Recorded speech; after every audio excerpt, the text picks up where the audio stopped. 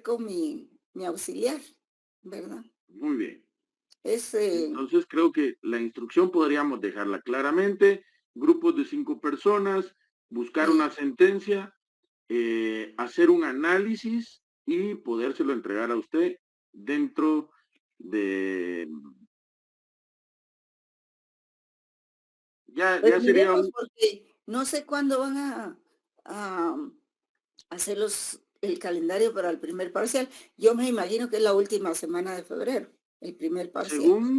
según nos comentaron, es a partir del 25 de febrero que comienzan los primeros Pues, parciales, licenciada. No tenemos específicamente con cuál iniciamos, solo creo que eso fue lo que nos comentaron en algún momento, a partir del creo que es 25 de febrero. filosofía del derecho, el primero.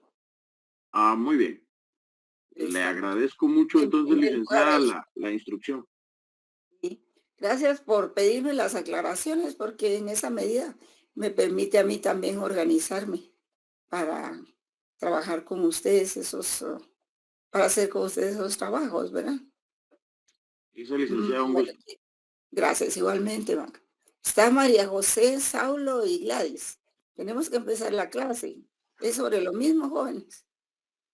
Sí, licenciada, buenas noches. Solo rápidamente, Está usted nos preparado. mencionaba que sí es acerca del trabajo que no se tenían que repetir las sentencias. ¿Cómo realizaríamos en ese caso para No, empezar las ahorita a buscar? sentencias Sí se pueden no repetir. puede ser la misma para dos grupos, tienen que ser diferentes. Ok, ¿nos organizamos nosotros como sección para que no se repita? Sí, Sí. ustedes se Ah, tienen ok, que organizar y me dan el listado de los grupos, ¿verdad? de acuerdo. Sí, Solamente eso. si hay Sí, algún coordinador de la sección, excelente, ¿verdad? Porque ok, con esa persona se podría trabajar la organización de todos los grupos, ¿verdad? ok. Los listados y todo. Si alguien se quiere proponer como candidato, Ya ya, tenemos, licenciada. ya tienen. Sí, tenemos un Excelente. enlace. Lo que sí no nos había dado eran las indicaciones del trabajo, pero sí ya tenemos un enlace que es el que se comunica con su auxiliar. Excelente, excelente. Miren, pues están adelantadísimos, porque yo no les he presentado a mi auxiliar, pero estaba esperando que fuera una clase presencial para presentárselos. Ay, perdón, Pero he licenciada, visto, me equivoqué, es en financiero. Sí, Disculpe, bueno, acá no tenemos lo aún. siento. ya no hay problema, pero igual se los puedo presentar por la semana entrante, ¿verdad? En esta misma forma. Ah, está Kimber aquí con nosotros. Es Kimber Martínez, se llama él. Él está aquí con nosotros. Eh, Buenas noches, Kimber. Buenas noches, licenciada. Me presento antes que todo, pues mi nombre, como aparece ahí, es Kimber Martínez y solo, pues no tenía la intención de presentarme, pero para aclarar un poco las dudas, ¿verdad? Eh, Voy a enviar un correo, perdón, un mensaje al grupo de la sección para ponernos de acuerdo para que entreguen su listado. Por Me voy favor. a hacer cargo yo de juntar todos los grupos para que no se repitan las sentencias. Sí, eso sería una Sí, buena. no tenga pena que yo me voy a comunicar con ellos. Va. Sí, Muchísimas gracias, mi Kimber. gracias. Bueno, ahí lo tienen ustedes, ya se presentó. Muchas gracias, Kimber. Él es muy colaborador. Y también da clases en la universidad, ¿verdad? Por eso es que también eh, ¿alguien más, Saulo, quiere hablar sobre lo mismo o algo diferente? Sí, sobre el trabajo, licenciada, disculpe, en relación a las sentencias, en alguna materia en específico, Pues puede ser civil, penal, constitucional. la CC de la Corte de Constitucionalidad, ¿verdad? Podrían ser hechos Sentencia los dos constitucional. siguientes, ¿verdad? Sí, sentencia Ah, constitucional. ok, perfecto, Y licenciada. luego, Sí, y esa era luego mi duda. vamos a ver cómo las exponemos para terminar el semestre, ¿verdad? Si hay oportunidad todavía de exponer. A Gracias, veces, licenciada. gracias. A veces hay casos importantes que es muy bueno exponerlos, ¿verdad? Y podemos ver las diferentes aristas y todo y el análisis del grupo. Bien, jóvenes, entonces vamos a entrar en materia. Les voy a exhibir unas filminas que nos van a servir de guía. En realidad, este tema es muy complejo y, y a veces, pues, no solo cuesta entenderlo, sino cuesta explicarlo, ¿verdad? Porque se manejan muchos conceptos, categorías, leyes, definiciones, etcétera, ¿verdad? Pero creo que no va a haber problema en eso. Vamos a ver si lo podemos agotar hoy y, y definitivamente, pues, vamos a tratar de guiarnos con las filminas. Bien, se llama análisis de los elementos de una definición del derecho. Y pues como todo en la vida tiene reglas, ustedes lo saben mejor que yo, ¿verdad? Entonces, definir pues también tiene ciertas reglas. Y definir significa precisar con claridad y exactitud los caracteres genéricos y diferenciales de una palabra o de un concepto, ¿verdad? No solo desde el punto de vista lexicográfico, eh, porque definir es más que eso, lograr la precisión de dichos caracteres, sobre todo tratándose de un concepto como el de derecho, donde lo que se persigue es colocarlo en su verdadero lugar, en el orden de los conocimientos. Realmente, si yo les pregunto a ustedes, ¿qué quiere decir derecho? ¿Qué significa? Ustedes me van a dar una definición. Algunos puede que me digan, pues es un conjunto de normas imperativas coactivas, pero digamos que con esa definición nos quedamos bastante cortos. Y entonces es necesario analizar otras corrientes y otros argumentos para establecer que el término en sí, que ver con el lenguaje y la realidad, es sumamente complejo. Eh, por ejemplo, podemos decir entonces que las reglas para elaborar una definición es que esta debe ser breve, pero completa, que debe ser clara, que lo definido no debe entrar en la definición y que debe omitirse el sentido negativo. Sí, esto es como cuando se hacen las tesis, ¿verdad? Y se develan las hipótesis, pues, aunque no se haya comprobado la hipótesis, hay que tratar de redactar siempre en sentido positivo, ¿verdad? Para evitar confusiones. Y hay que indicar los atributos esenciales del objeto de estudio, como en nuestro caso es el derecho, que abarca muchas cosas, ¿verdad? Y entonces, pues la indagación o la búsqueda de una definición del derecho nos puede llevar a una indagación sistemática sobre la explicación del concepto, que puede darse desde ángulos muy distintos, ¿verdad? Según sea el tipo de definición pretendida. Porque hay, entre otras, definiciones nominales, solo por el nombre, reales, analíticas, sintéticas y de otro tipo, ¿verdad? Y estas persiguen explicarnos respectivamente ciertos rasgos distintivos del concepto en cuestión, en nuestro caso, el derecho, ¿verdad? De acuerdo a su forma de existencia y sus contenidos. Y en este caso, lo que se busca con la definición del derecho no es solo precisar uno o varios de sus rasgos, sino orientarnos sobre su naturaleza, fines y conexiones funcionales. Y esto es decir, llevar a cabo la transformación de un concepto inexacto y vago, empleado en algún ámbito, por otro más preciso y exacto que pueda ser usado en la mayoría de ocasiones en que se usa ese concepto, que como les repito, es el de derecho, ¿verdad? Entonces ahí está, ese es lo que acabo de explicar, son los objetivos de una definición, ¿verdad? De la definición del derecho. Ustedes lo pueden leer ahí.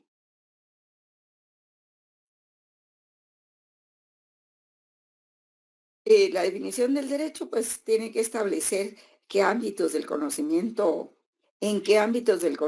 se presenta, cuál es su fundamento racional y cuáles son los rasgos característicos que determinan sus conexiones y diferencias en relación con otros fenómenos de la misma o de similar naturaleza. Hay algunas dificultades para definir el derecho, ¿verdad? Como todo. Un momentito, solo voy a dar ingreso a un alumno.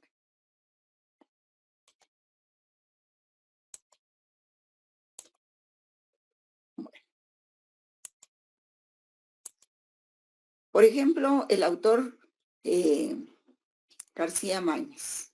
Creo que es Manuel García Máñez, ¿verdad? No sé por qué hay cosas que nunca las fijo en mi mente. Él es un jurista y escribió, ustedes deben conocerlo porque ya en noveno semestre se conoce quiénes son los juristas más connotados. Y Eduardo García Máñez, pues hace algunas preguntas, algunas acotaciones.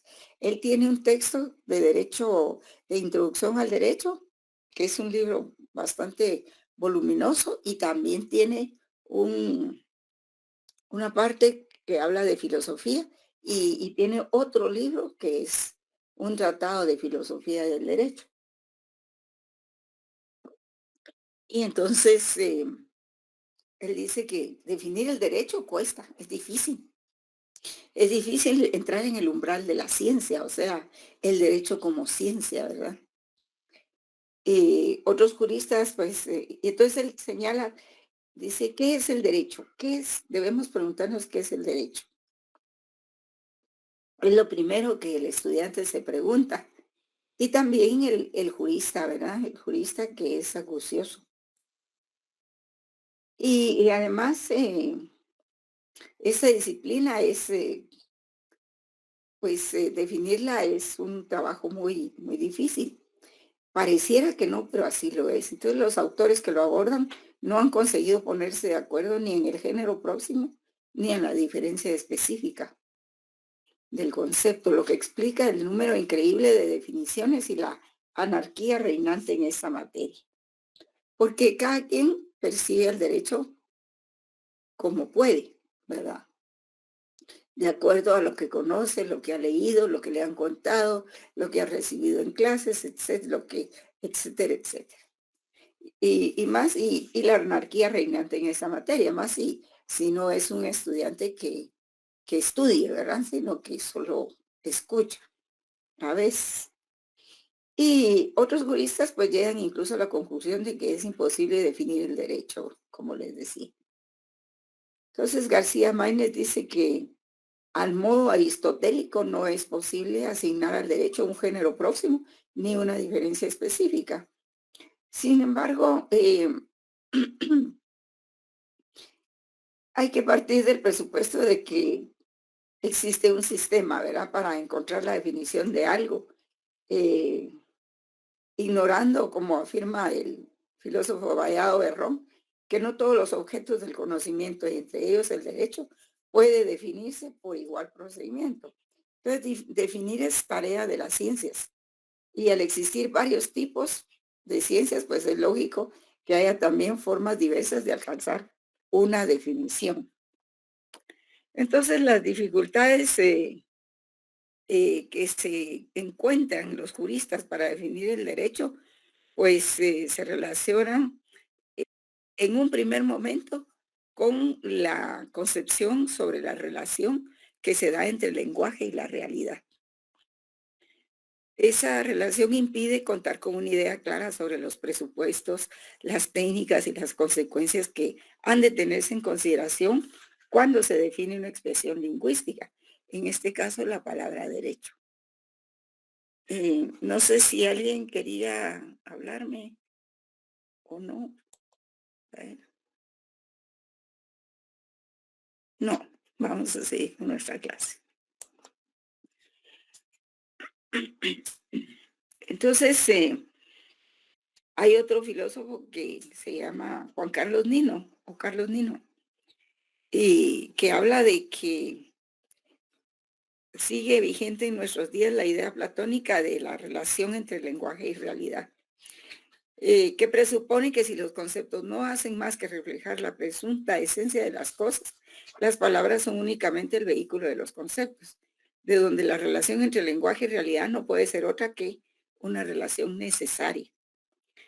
Por tanto, al definir, se reconoce una realidad la cual no puede cambiarse ni crearse, pues los conceptos solo detectan aspectos esenciales de esa realidad, esencias que deben estar ineludiblemente contenidas en aquellos conceptos. Y de ahí que ese enfoque, también conocido como realismo verbal, sostenga que hay solo una definición válida para esa palabra, que se obtiene por intuición intelectual de la naturaleza intrínseca de los fenómenos denotados en esa expresión. El realismo verbal hace del trabajo definitorio una tarea de simple reconocimiento de ciertos aspectos esenciales de la realidad. Pero ¿cuáles? ¿Cómo no hacer de esta labor definitoria un ejercicio intelectual sumamente subjetivo? Dice Nino. ¿Qué criterio objetivo se usará para distinguir lo esencial de aquello que no lo es? ¿Quién posee el monopolio de la verdad para decirnos que una persona sí captó y otra no? No captó ese aspecto esencial de la realidad. Y esa postura ha generado buena parte de las dificultades para definir el derecho, porque persigue casi de modo metafísico la esencia del derecho, que es suidiza, que cuesta mucho conocerla y que es la única que nos va a servir para hacer una definición única de lo jurídico. Entonces, Nino, en contra de esa posición realista planteada al principio, acepta el convencionalismo verbal.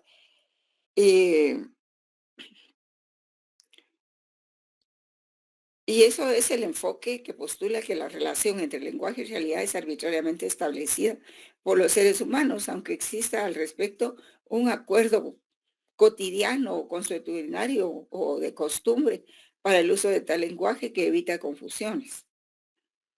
Así las cosas pues solo tienen propiedades esenciales en la medida en que los hombres hagan de esas propiedades condiciones necesarias para el uso de la palabra.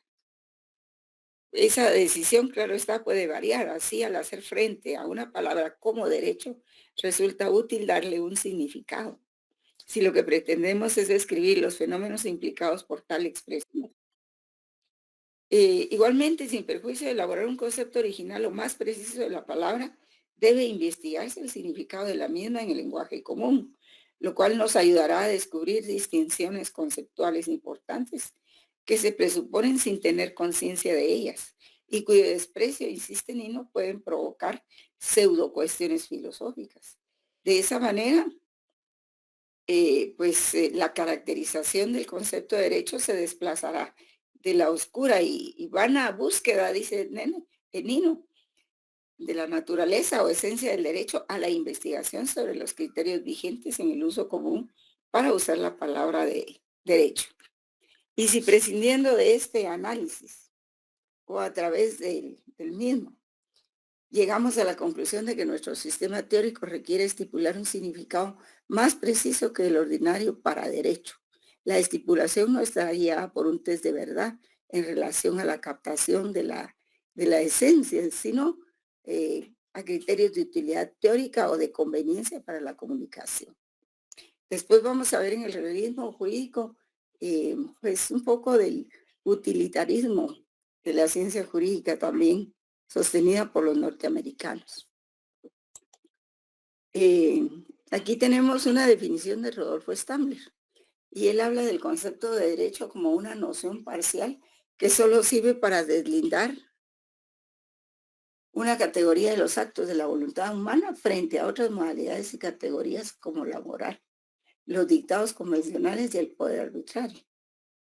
Entonces, en el primer párrafo él lo que dice es de que hay que distinguir o deslindar los actos de la voluntad humana frente a la moral, a los dictados convencionales y al poder arbitrario, ¿verdad?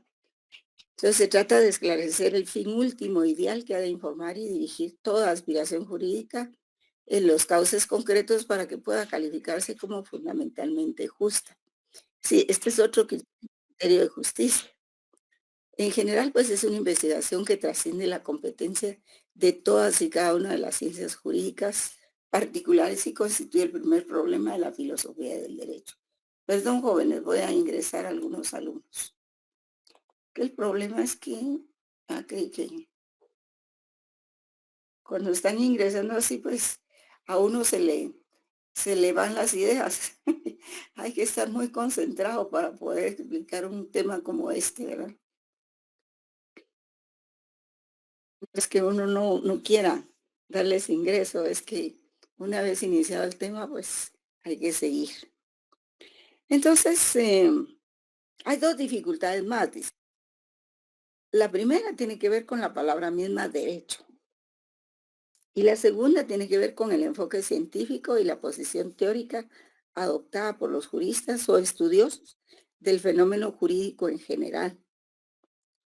Respecto de la primera dificultad, o sea, lo que es el término derecho, hay que tener en cuenta que esta expresión no posee una acepción única, sino al contrario. La palabra derecho implica varios significados entre sí relacionados. Y esa ambigüedad o analogía se denota en la singular particularidad de la palabra misma, que designando el conjunto de fenómenos jurídicos es también nombre de la disciplina científica que los estudia. ¿Se recuerdan que en mi primera clase yo les escribí en el pizarrón eh, así a grandes rasgos el contenido de la filosofía del derecho, ¿verdad?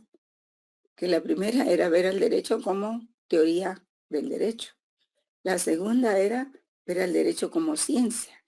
Y la tercera era como teoría de los valores. Pero eso era a grandes rasgos el término derecho, ¿verdad? Sofía del derecho, que es la que hace toda esta investigación que estamos viendo este día, ¿verdad? Entonces, el concepto de derecho, por tanto, no tiene un carácter unívoco, o sea, no tiene solo un significado, tiene varios, ya que su aplicación en el lenguaje cotidiano y en el propiamente jurídico no se refieren a la misma situación. Una cosa es el derecho como disciplina, ¿verdad? Como ciencia. Y otra cosa es el derecho como fenómeno social, que es estudiado por la disciplina, por la ciencia, y que para aumentar la confusión utilizan el mismo nombre. Entonces conviene agregar todavía en torno a la primera dificultad sobre la palabra derecho, que ésta posee una fuerte carga emocional y se presenta de forma imprecisa en la realidad. El derecho se relaciona con ideas como la libertad, la justicia, la igualdad, el bien común, que suscitan la exaltación, sobre todo porque a esas se le otorgan predicados dirigidos más a la persuasión, a mover la voluntad, que al convencimiento. Y no es extraño que en una interlocución se utilice la palabra derecho como sinónimo de justicia o libertad. ¿Verdad que la hemos utilizado así, jóvenes? Por ejemplo, que se le utilice como sinónimo de justicia o libertad o con sentidos muy contrapuestos. Entonces, por ejemplo, en ciertas expresiones, cuando una persona tiene problemas, no solo legales, ¿verdad? Sino de todo tipo, puede decir, pero esto es injusto, no hay derecho, ¿verdad? Con esto de decir no hay derecho, estamos dando a entender más que la inexistencia de una norma jurídica, más que la ilegalidad, la creencia o sentimiento que despierta en nosotros la injusticia de un acto, porque es precisamente eso lo que se quiere dar a entender, ¿verdad? No que no haya una norma que lo regule, sino que se invoca la falta de justicia, ¿verdad? O la creencia o sentimiento que despierta en nosotros la injusticia de un acto, ¿verdad? En muchos casos incluso sentimos o creemos que algo es injusto, aunque no sepamos explicar racionalmente por qué. Lo cierto es que la expresión derecho inspira o evoca emociones relacionadas con valores o intereses que nos resultan importantes.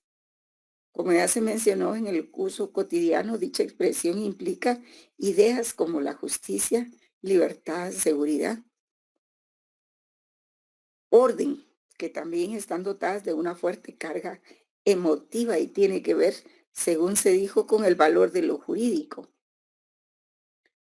También la palabra derecho es vaga, porque sí lo es vaga, dado que no en todos los casos se presenta con aquellas propiedades que se le asignan como necesarias. Por ejemplo, la coacción es una nota singular de las normas jurídicas.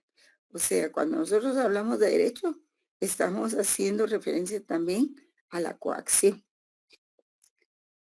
Es inherente, ¿verdad? Casi inherente. Sin embargo, hay normas jurídicas que en los distintos sistemas de derecho carecen de la coacción. Y esas normas podrían ser imperfectas, pero no lo son, aún contempladas en un ordenamiento jurídico. Podría decirse que no son legítimamente jurídicas por carecer de coacción o sanción expresa. Evidentemente que no, ¿verdad? El derecho comprende más que normas coactivas y por eso la expresión derecho puede aludir indistintamente con la consecuente confusión a normas programáticas, enunciativas y principios, es decir, que de suyo carecen de sanción específica, no obstante que se encuadren en un ordenamiento jurídico coactivo concebido como un todo. Por ejemplo, hay muchas normas, muchos preceptos constitucionales que no tienen coacción. Otro ejemplo podría ser el Código Penal, que es el código particular sobre los delitos, ¿verdad? Contiene varias conductas especificadas en las normas y la sanción, pero también contiene principios generales. Y esas son las normas que no tienen coacción y también están en el Código Penal. Entonces, en ese sentido, es importante mencionar dos autores que son Herbert Hart y Ronald Working. Vamos a ver si tenemos aquí. Vamos a ver, ya leyeron esta, ¿verdad? Vamos a ver esta otra. Dice, el concepto de derecho se relaciona con ideas como, bueno, era lo que veníamos diciendo, ¿verdad?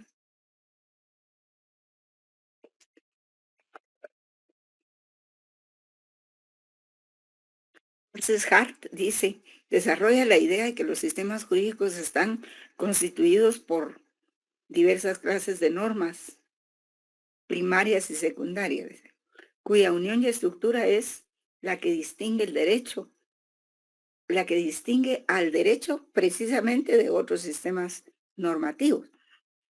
Y este autor, pues, dice que además de las normas jurídicas propiamente dichas, o sea, las normas de conducta o reglas primarias de obligación, conforman el derecho otros tres tipos de reglas denominadas secundarias. La unión e interacción de estas son las que identifican a los sistemas jurídicos y denotan sus características propias. Las reglas secundarias cumplen con la tarea de identificar a las reglas o normas primarias de obligación y siendo la principal de aquellas la denominada regla de reconocimiento, que podría definirse como el criterio utilizado por funcionarios y particulares para identificar al derecho. Pero dicho criterio, dice Hart, en los sistemas jurídicos modernos, incluyen una constitución escrita, o sea, las normas primarias se refieren a eso, ¿verdad? A las normas constitucionales escritas. O también a las sancionadas por una legislatura, o sea, las producidas por el Congreso, y también a los precedentes judiciales, que son las sentencias. Entonces, Hart identifica como reglas secundarias a las reglas de cambio, que establecen los procedimientos de creación, modificación y derogación de las normas, que establecen los procedimientos para los supuestos de violación e interpretación de las mismas. En suma, concluye que si el derecho está formado por normas coactivas de conducta principalmente, no todas prescriben necesariamente una conducta, como las que confieren poderes o atribuyen derechos, ni todas son coactivas, como las reglas de cambio y adjudicación. Entonces hay que tener presente en una definición del derecho que no todas las normas del derecho son las mismas y son iguales y que parten de un patrón igual. Hay normas que no tienen coacción. Hay otras que les voy a explicar aquí. Working, por su parte, dice, considera que el derecho no es solo un sistema de normas, sino de principios, que él llama cartas de triunfo social. Vamos a ver si eso está aquí. Sí, él llama cartas de triunfo social, que son jerárquicamente superiores y por lo tanto se imponen a otras demandas jurídicas, políticas o éticas con las que pudiera entrar en conflicto. Y estos principios son desarrollados por las sociedades y los profesionales del derecho a lo largo de la historia. Esas denominadas cartas de triunfo social jóvenes es como la Declaración de Derechos del Hombre y del Ciudadano, las declaraciones de derechos humanos, que tantas que hay. Y esas son pues estas normas que son cartas de triunfo social, o sea que después de un movimiento, de una revolución o un levantamiento, se escriben esas cartas, se escriben esos documentos y eso quedan como normas generales, incluso arriba de la Constitución, por encima de la Constitución. Son enormemente preceptivas, no son normas coactivas, son normas de derecho natural que evocan justicia, que evocan igualdad, evocan libertad. Entonces dice Working que cuando los juristas razonan o disputan acerca de derechos y obligaciones legales, particularmente en esos casos difíciles, donde los problemas que se les plantean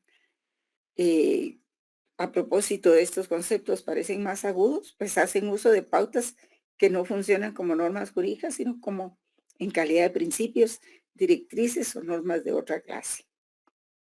Eso con respecto a lo que es el término derecho. Ahora, con respecto a la segunda dificultad reconocida para definir el derecho, o sea, el enfoque científico y la posición teórica, hay que reflexionar en que podemos deducir que una vez que lo jurídico abarca distintos ámbitos de la vida social, es lógico que de su estudio se ocupen distintas ciencias sociales. Es como lo es, por ejemplo, el enfoque de la sociología, de la antropología o la historia aplicadas a los fenómenos jurídicos, que propiciarán sus respectivas definiciones, predicando el enfoque ya sea sociológico, el antropológico o histórico del derecho. Es decir, que ellos van a, más que a propiciar, van a destacar el enfoque antropológico, histórico y social del derecho, ¿verdad? Y esas definiciones variarán, sí, pues definitivamente van a variar. Van a variarse las definiciones del derecho que de la antropología con la de la sociología o con la historia, pero no varían esencialmente, ¿verdad? Y ello nos invita a concluir que el enfoque teórico condiciona la definición que se pretende formular. La postura teórica es asimismo determinante y también condicionará el contenido de la definición. ¿Por qué? Porque cada ciencia social comprende diversas corrientes de pensamiento, distintas posiciones teóricas que no son otra cosa que construcciones intelectuales que pretenden explicar desde sus respectivas hipótesis el fenómeno o fenómenos de que se ocupan, utilizando presupuestos similares, análogos y hasta contrapuestos. Y al igual que como sucede con la ciencia jurídica, la sociología, la antropología y la psicología implican múltiples posturas teóricas que en función de sus propios presupuestos teóricos definirán en este caso el derecho. Y muchas de esas definiciones coincidirán en algunos rasgos y también difieren diametralmente. Según tenemos, por ejemplo, hay que tener presente que no solo es el enfoque científico, sino también es la postura teórica. Cada postura pondera más algunos aspectos que otros, lo que va a influir determinantemente en la definición, porque esta definición delata la posición teórica que ha condicionado el contenido del predicado o predicado del concepto en cuestión. Según se hable del derecho, así será como se dará, delatará por usar ese término, ¿verdad? Que no es exactamente lo que debe utilizarse, pues eso evidenciará la posición que tenga ideológica, que tenga un abogado. Ustedes se recuerdan del video de Rodolfo Vigo, que se los exhibí hace 8 días, me parece. En él dice Rodolfo Vigo, dime cómo ves el derecho, cómo defines el derecho y te diré qué corriente sigues, algo así, ¿verdad? Porque hay abogados que solo hablan de la ley y que la ley y no hay otra cosa más que la ley. Y ahí, pues, en ese caso, pues son eminentemente positivistas, no, más que positivistas, son legalistas. Y eso es un problema también y una limitante para el abogado. Si todo lo ve desde el punto de vista solo de la ley, si no implica dentro de sus explicaciones otros aspectos, ¿verdad? Del justnaturalismo, por ejemplo, cuando se habla de la justicia. Porque, por ejemplo, cuando Hans Kelsen creó su teoría pura del derecho, pues él decía, no, es que para estudiar el derecho hay que desvincularlo de la sociología, de la antropología, de la historia, de todo lo demás. Pero entonces se le preguntaba, ¿y qué pasa con la justicia? ¿Será que puede haber derecho sin justicia? ¿O es que el derecho busca la justicia? Entonces eso quedó ahí, ¿verdad? Entonces no se puede desvincular de todo. Entonces no podemos dejar de mencionar que el origen de la gran diversidad de definiciones del derecho, dentro del derecho, fíjense bien, está estrechamente relacionado, según se puede entender ahora con esa postura teórica que les acabo de exponer, ¿verdad? De Working. Y entonces, eso se debe a que las distintas doctrinas que estudian el fenómeno jurídico analizan uno o varios aspectos, para ellas principales de su manifestación, y puede suceder también que esas doctrinas se enfoquen ciertos aspectos de ese mismo fenómeno que le parezcan los más importantes o esenciales. La raíz de ese disentimiento, dice otro filósofo que se llama Villoro Toranzo, pero es necesario que ustedes conozcan los nombres de esos filósofos. Tienen que conocer los nombres de los filósofos de la antigüedad, de los filósofos del derecho en la época moderna también, que son todos estos que estamos mencionando, y de los actuales. Es parte de la cultura del abogado. Pues todo ese sentimiento se expresa en que se han propuesto nociones de derecho que resaltan un aspecto del mismo o niegan o por lo menos disminuyen la importancia de los demás. El porqué de esa unilateralidad de los puntos de vista, pues hay que buscarlo en las filosofías que defienden esos juristas. Y la diversidad de definiciones del derecho analizada desde la posición que sostiene una conexión necesaria entre lenguaje y realidad, y como forzosa consecuentemente la búsqueda de una sola definición, pues adquiere caracteres de caos conceptual, ¿verdad? Porque cada quien dice qué es el derecho, cómo lo percibe, cómo lo estudió, dependiendo de su cultura y de muchos aspectos, ¿verdad? Y eso pues causa un caos conceptual. Y hasta de prueba contundente respecto de la esencia del derecho, prueba que la esencia del derecho es algo inaccesible, inasible, todo lo cual se muestra pues como que hubiera mucha equivocación en eso, ¿verdad? Resulta fácil explicar y justificar que cada escuela o ciencia analice el fenómeno desde las aristas que racionalmente les parecen más trascendentes. Sin embargo, ello no significa que esas aristas sean las únicas importantes del derecho. o que esa posición sea excluyente o definitiva de otras. Esa circunstancia denota que los logros científicos, tanto en las ciencias sociales como en las naturales, son producto del análisis constante y no dogmático de las distintas facetas que los problemas plantean. Procurando de ese modo, pues, hacer pequeñas o grandes contribuciones que permitirán alcanzar más que verdades absolutas, posiciones superadoras de otras en la escala infinita del conocimiento humano. Y para llevar a cabo nuestra propia definición del derecho, partiremos del ya esbozado concepto provisional, mismo que nos ha mostrado el fenómeno jurídico como una realidad que se manifiesta o se presenta en diferentes formas o dimensiones, lo cual está corroborado no solo por la multiplicidad de ángulos desde los cuales se estudia, sino por la multiplicidad de significados a que aluden. También a distintos ámbitos de su conocimiento, es decir, que el derecho, y de ahí buena parte de las dificultades de su comprensión y definición, no se manifiesta unívocamente en lo terminológico, ni en lo epistemológico, ya que su naturaleza es variada y compleja. O sea que no, la confusión no se da solo en el término derecho como concepto, y tampoco se da en la teoría científica, o sea, en lo epistemológico.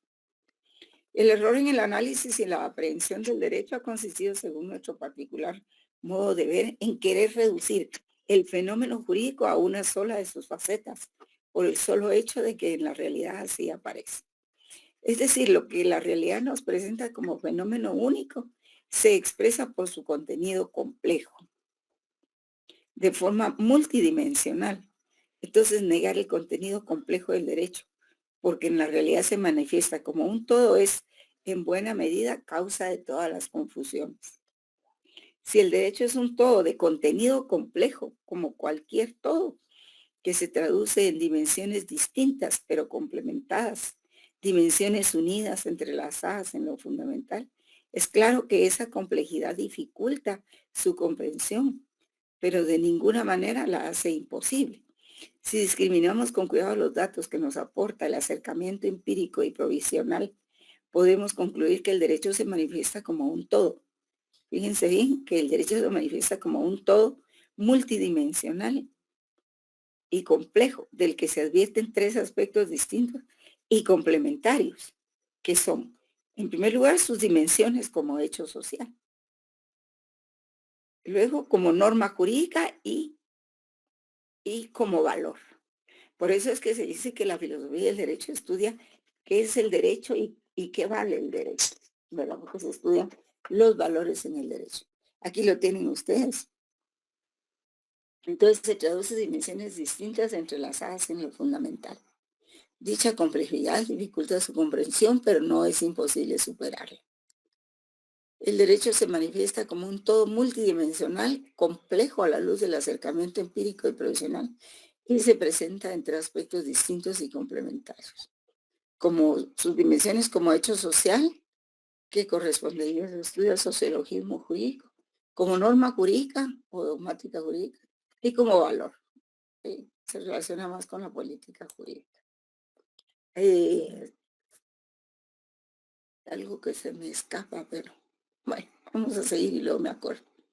Entonces, el derecho puede enfocarse como doctrina del orden jurídico positivo, que sería la ciencia sistemática jurídica y el estudio de los preceptos jurídicos vigentes en un lugar y tiempo determinado.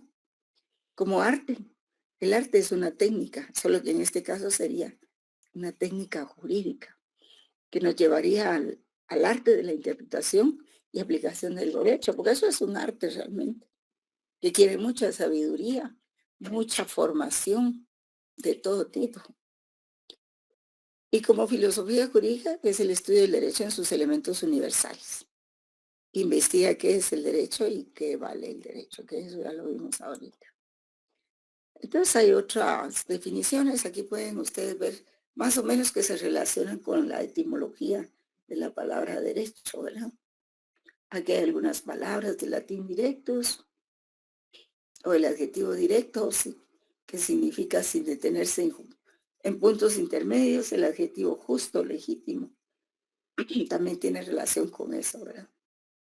Las palabras jus de origen romano, que no se sabe exactamente, ¿verdad?, si son de origen romano, que Didito propone, provienen no de jus, sino de directo, que dio origen a las traducciones del jus en las lenguas modernas. Ahora ese término de jus ha sido difícil determinar de dónde viene, ¿verdad? Es una palabra de origen muy, muy antiguo. Probablemente la era de los templarios, tal vez, o algo así, que son muchos años antes de Cristo. Ah, no, sí, creo que así es. Y también representado con símbolo, como el más antiguo, que es una balanza. Rolando Tamayo también dice esto, ¿verdad? Entonces, viendo lo complejo del término de derecho, pues lo importante no es preguntar qué es derecho. Es más razonable preguntarse por el objeto de la expresión derecho, cuyo punto de partida es el uso que se hace de la expresión derecho, y poner atención en cómo se usa para saber qué nombra. Miren, la importancia de que ustedes conozcan este punto es para que vean la relatividad que hay en el concepto o la categoría de derecho. Se puede manejar como ciencia, se puede manejar como fenómeno, como concepto, como teoría, en fin, tiene como filosofía también. Pero es la filosofía del derecho la que ha hecho todas estas investigaciones acerca de lo que es el concepto del derecho. Si no existiera la filosofía del derecho, no tendríamos todos estos análisis para saber con qué se relaciona el derecho. Ya ven que también tiene una significación emotiva, cuando uno siente que todo el mundo se le viene encima, y dice, no hay derecho, ¿verdad? Entonces el derecho como argumentación de Manuel Atienza, pues es un filósofo que alemán me parece que es, o es, sí, o inglés, algo así. Ah, no, es argentino. Dice que el derecho no es un fin en sí mismo, ni tiene carácter natural. Más bien es un instrumento de invención humana que debemos moldear y utilizar inteligentemente para alcanzar propósitos que van más allá del derecho. ¿Cuáles son esos propósitos teleológicos? O sea, lejos. Pues al final, tal vez inmediatamente es resolver un conflicto. Pero ¿qué se logra con resolver ese conflicto? Es alcanzar la paz, aunque cierta paz, ¿verdad? Y pues Atienza menciona estos enfoques sobre el derecho. Un enfoque estructural, pues se refiere al normativismo jurídico. Un enfoque funcional se refiere al realismo jurídico. Un enfoque valorativo al derecho natural, porque ahí está la justicia. Y como técnica del derecho, pues es la argumentación la que más lo desarrolla. Entonces el derecho es una técnica cada vez más compleja, pero siempre notablemente deficiente para la resolución de los conflictos. Ese enfoque metodológico. Existen 3 metodologías empleadas por las 3 principales corrientes de la filosofía jurídica, pero cada una de las metodologías da prioridad a un elemento que le interesa, ¿verdad? Al naturalismo le da prioridad al valor natural o a lo justo. El jusformalismo da prioridad a la norma vigente o formal, y el jusrealismo da prioridad al hecho eficaz o real. Es necesario conocer los aciertos y desaciertos de cada concepción y considerar que no se excluyen ni se implican, que deben concurrir en un mismo objeto de estudio, en nuestro caso el derecho, en la idea de un derecho ideal que está formado por un derecho natural o intrínsecamente justo, por un derecho vigente o formalismo válido, formalmente válido, y por un derecho eficaz o realmente aplicado, cumplido y observado en la sociedad. Qué maravilla de definición es a ustedes.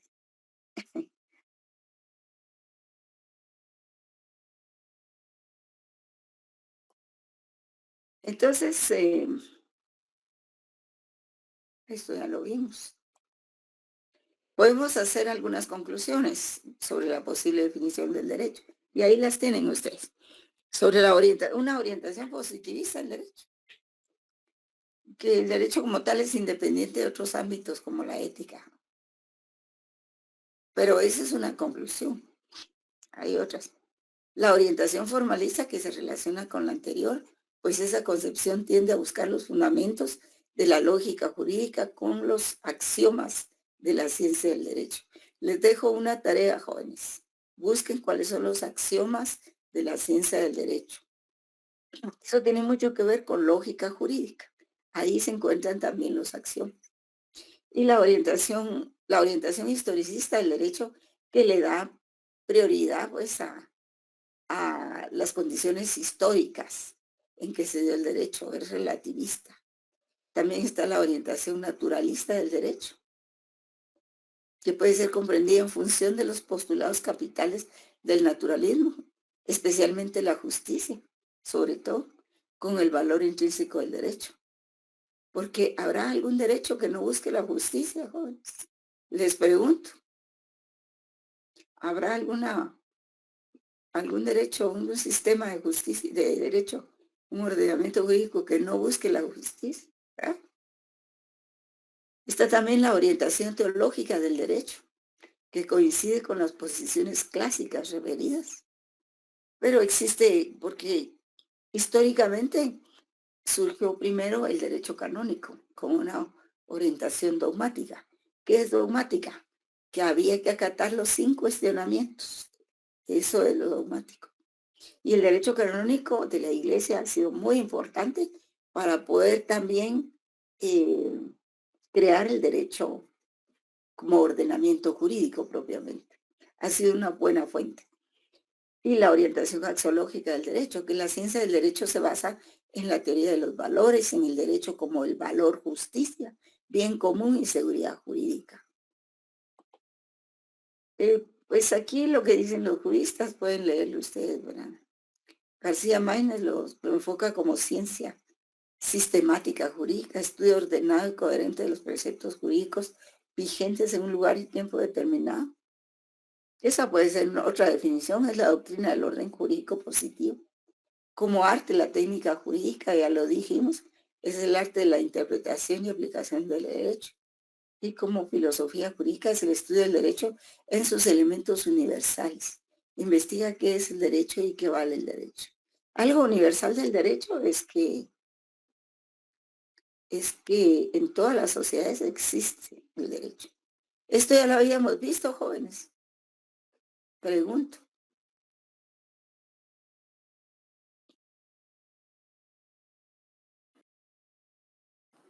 No, Si licenciada. no, bueno. Entonces, para que lo vean. Luis de Casensiches dice también que el derecho puede ser abordado. Él es un filósofo español. Dice que el derecho puede ser abordado como hecho social y esto le corresponde valorarlo en la sociología jurídica como norma dogmática jurídica y como valor política jurídica. A mí no me ha quedado claro por qué dice política jurídica, pero lo vamos a investigar. Y el derecho como realidad es un arte práctico. Más que todo como valor también como fenómeno jurídico, ¿verdad? Porque ¿en dónde se da el derecho? En las sociedades. Y a eso se le llama fenómeno jurídico. El derecho como realidad pues es un arte práctico, una técnica, una forma, esto es muy importante, de control social. Así como el Estado encarna toda la violencia institucionalizada, el derecho pues es una técnica de control y una forma de control social. El derecho sea como una norma, un hecho, una ciencia, una palabra. Y siendo producto vital y como tal, debe atender a los fines para los que fue creado. Además debe seguir creando para retroalimentarse. El lenguaje jurídico es sustancialmente una parte del lenguaje común. Y eso también tiene que ver con la semiótica y con la semántica por el lenguaje jurídico. Los principales modelos epistemológicos, o sea, ya como epistemología, como ciencia, como conocimientos científicos, que intentan exponer la cientificidad del derecho, pues es el justnaturalismo, son las principales corrientes. Se sustenta en una serie de principios, valores. Póngale atención a esto, jóvenes. Valores, criterios y normas que persiguen como fines axiológicos la bondad, la justicia, el derecho, la moral del derecho y la ética. El positivismo, ¿qué es? El derecho que está puesto, ¿verdad? Se sustenta en las normas jurídicas que crea el Estado por conducto del legislador, que pues tiene que ser un conjunto de proposiciones normativas coactivas. Y el realismo jurídico, que es otra visión de origen relacional, aquí lo podemos ver más ampliamente, es de origen norteamericano. Y explica pues la estrecha relación de la perspectiva exegética del derecho. Ya vamos a ver qué es la exégesis, así como la construcción de los conceptos jurídicos. Es que las leyes positivas vigentes, dice, son aquellas que son aplicables dentro de la sociedad. Por ejemplo, el código. ¿Pueden cerrar su micrófono o me están hablando?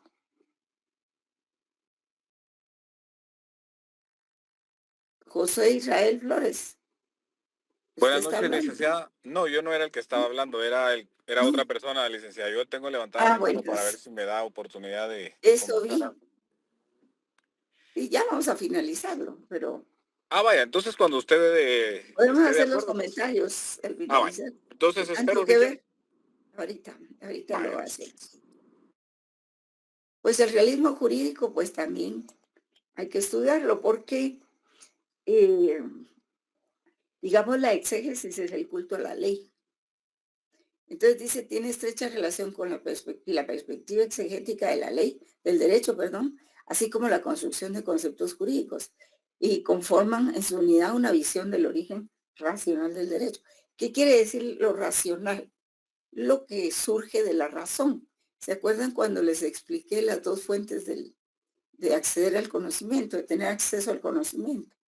Una es por el conocimiento empírico y el otro es el racionalismo, ¿verdad? Uno es por los sentidos, con base en la experiencia, y el otro es por las ideas. Entonces, el realismo jurídico, pues, tiene estas características, ¿verdad? Que señala el derecho norteamericano, el utilitarismo jurídico, al cual no le interesa la verdad del derecho, sino su eficacia. Y considera el derecho como un instrumento de la política o de la economía, una técnica de control social.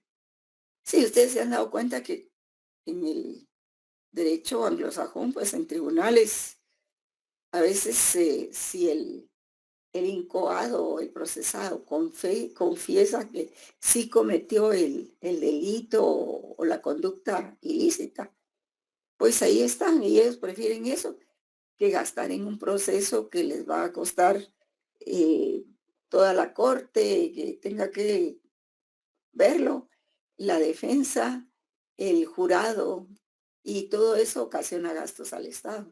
Entonces ellos prefieren que confiese y con eso obtienen una rebaja de la pena a los procesados. Y también está la Escuela Libre del Derecho, que surge en oposición a la visión dogmática y conceptual de la materia jurídica, así como a la corriente exegética, que era el culto a la ley, ¿verdad? Esto tiene caracteres históricos. Y la jurisprudencia de intereses, que concibe el derecho como producto de los intereses que se dan en el interior de una sociedad y que pretenden ser reconocidos. Y ese es el realismo jurídico, pues. Muy interesante esta visión, no como nosotros los latinos, que somos un poco más... somos de otra manera, ¿verdad? Sí. Bueno. Sí. Josué, usted quería acotar algo. O ya se fue. Josué Israel. Bueno, entonces, habiendo finalizado la clase, este es un poco largo, pero es complejo, pero es necesario que lo conozcan. Sí, Marco Antonio Rosales. Licenciada, perdone la molestia. Ahora habló José. Sí, sí, dígame. Escucho después a Josué. Sí, solo le quería consultar qué libro podríamos consultar como para profundizar más en los temas, aparte pues de sus muy descriptivas presentaciones, pero también para poder profundizar más, Sí. algo que se apegue más a la cátedra que usted nos está dando también. Perdone, licenciada. Eduardo García Maínez, el que les venía mencionando. Filosofía del derecho tiene él. Muy bien, gracias. Sí, sí. Sí, Josué. Muchas gracias, licenciada. La Lo verdad es que a mí escucho. me gustan mucho estos temas y bueno, digamos que dentro de este proceso de desarrollo del análisis de la filosofía de la ley, como usted decía, que ha estado, digamos, la parte canónica que ha sido como muy ejemplar desde el punto de vista moralista y el naturalismo y luego los positivistas, digamos que con todas estas formas de filosofar respecto al derecho, en su experiencia y en lo que usted ha recabado de información en sus investigaciones, ¿usted qué considera que debe o cómo debería uno de tener, digamos, más presente la aplicación de la ley, digamos, como uno como estudiante? Ujú. Miren, yo parto más que todo de la justicia. Eh, más Del positivismo, confío en el justnaturalismo. No, el justnaturalismo. desde un punto Mm, de vista más moralista. Exacto, sí, digamos que, porque los problemas que tenemos en todos los países es que ya no hay comportamientos morales, no hay justicia en ningún lado, pues. Y la gente cree que todo es más fácil y han aprendido los funcionarios a que la ley se puede transgredir. Y entonces las transgresiones proceden de los funcionarios, que deberían ser un ejemplo para los, uh, los ciudadanos, ¿verdad? Y entonces volver a esa época de respeto en el comportamiento de la ley y todo, no basta solo con citar una ley. ¿Para qué la va a citar? Para luego decir, pero se puede desobedecer en esta forma. Yo siempre he sido más partícipe, si usted me lo pregunta, del naturalismo, ¿verdad? Por supuesto. ¿Y usted qué opina, digamos, de todas esas nuevas formas de pensar respecto a justo eso? Digamos, llamémosle evolución de la moral, aunque no debería de ser un hecho per se, porque al final la moral está basada en principios.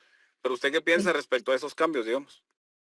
Cambios en la moral, Sí, digamos, pero esos cambios ideológicos que envuelven a la moral, porque digamos, hay muchos cambios ideológicos que por eso se modifican las leyes o se transgreden de una manera basada en los cambios de pensamiento, en las filosofías ajá, personales. sí. Pues es que las filosofías personales habría que ver en primer lugar si realmente son filosofías, ¿verdad? O solo o solo son charlatanerías nada más, ¿verdad? Por supuesto, pero como hay, digamos, estados en el mundo que utilizan ese tipo de pensamientos con evolución de la moral, como le decía, teóricamente, evolución de la moral, entonces aplican esa evolución de la moral en la norma, en la legislación. Entonces, de alguna manera hay esos cambios, pero bueno, esa era mi consulta, licenciada. Muchas gracias. Sí, sí. Habría que ver caso por caso, ¿verdad? Hay que ver caso por caso. Pero si usted se refiere a la cultura woke, por ejemplo, ¿verdad? En general a lo que existe en el mundo ahora, porque hay muchos cambios, Es que ha digamos, surgido últimamente, pues, eso es lo que ha surgido Sí, en últimamente. los últimos 10 años han pasado cosas muy extrañas que no se veían hace No se 20, por veía. ejemplo, o Ya no ve se, no se usted que escuchaban. con eso de USAID se han descubierto tantas cosas, ¿verdad? Que ellos promovían y pagaban un montón de eventos en todos los países. Y dice un comentarista, y yo decía, ¿por qué es que también este fenómeno está dándose en el Perú, en África, en México? ¿Por qué esa cultura LGTB se está dando en todos lados? Y uno no se explicaba por qué. Que si había alguien que la fomentaba, ¿verdad? Y pues que era la USAID, que antes cuando tuvo que ver con lo de la United Fruit Company, y la revolución que cambió las cosas en Guatemala, cambiaron las cosas. Íbamos por buen camino, pero de repente nos cambiaron las cosas. Entonces, en ese entonces se le conocía como AIDE. Y ya después de ciertos años, pues ya cambió a USAID. Entonces todos nos preguntamos por qué esos cambios se estaban dando en este país, en este otro, cómo se comunicaban las sociedades para eso. ¿Qué si era ese el mecanismo financiero y social, verdad? Pues habría que ver caso por caso. Eso de tergiversar, digamos, la naturaleza de cada quien, pero digamos, los adultos son adultos, y ya lo que quieran, pero los niños, ¿verdad? Los niños sí, sí, ahí sí no, en eso sí no, no hay que transigir, que les pongan a los niños ese tipo de, que no son ideologías, es más que eso, ¿verdad? Pero bueno, hay que oír a Bailey para ver qué dice en su programa. Él habla mucho de eso. Bien jóvenes, entonces espero que algo de todo lo que hablamos haya quedado. Es un tema difícil, es complejo, pero lo que sí les puedo decir es que cuando ustedes hablen de derecho, acuérdense que no es tan sencillo definir al derecho ni hablar de derecho. Es sumamente complejo. Pero esto es solo para los abogados que han recibido filosofía del derecho, ¿verdad? Y que lo han entendido este punto de vista. Y si se acuerdan del profesor Vigo, ¿verdad? En ese video que dice, dime cómo defines al derecho y yo te diré cuál es la corriente que sustenta, ¿verdad? Pues sí, habemos algunos que partimos del naturalismo, otros que son excesivamente legalistas o positivistas, ¿verdad? Y ahí está la diferencia de pensamientos entre cada abogado. Así es de que yo no digo que unos estén equivocados y otros no. Eso es muy, muy relativo. ¿A dónde nos lleve? Pues espero que nos lleve a un buen fin, ¿verdad? Bueno, jóvenes, que tengan un buen fin de semana. Y nos quedamos aquí. Así de que Feliz noche, buenas licenciada. Gracias. Feliz noche. miércoles, buenas noches. Feliz noche, Feliz noche, licenciada. Lic, gracias. Gracias, Lic, buenas noches. Feliz noche, licenciada. Adiós, Lic,